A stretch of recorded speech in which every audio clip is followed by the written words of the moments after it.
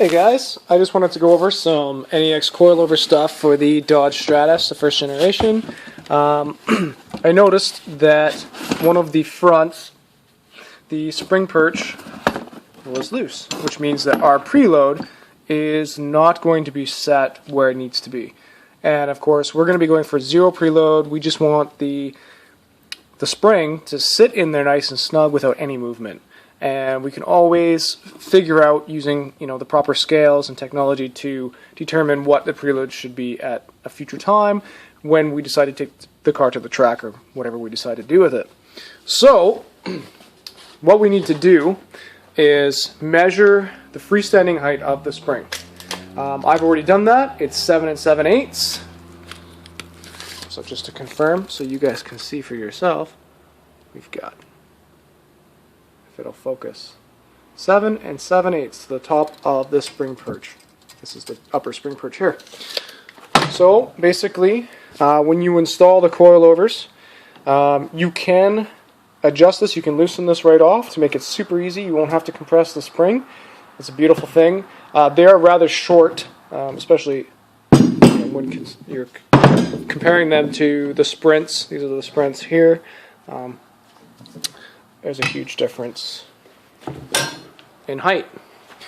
So, getting the preload on the spring is super important. You do not want it slopping around in there, but also you do not want to increase the preload.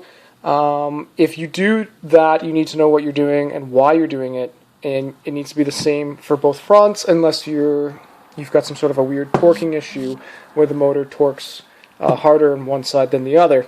Under hard launches or something. It's also useful, if you're going around, say a circle track and you're only turning in one direction. But most of you guys will be autocrossing and just driving around on the street. So basically, what you want to do is you want to snug this perch up, the lower perch, spring perch, to the spring, and get it to the point where basically the spring is not moving around at all. You want it snug.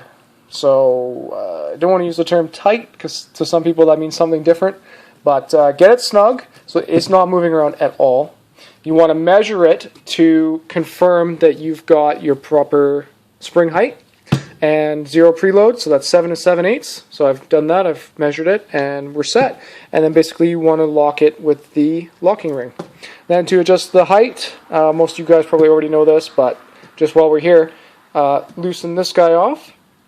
This is your lower locking ring here, and then basically this style of coilover, you're threading the assembly into the lower body here.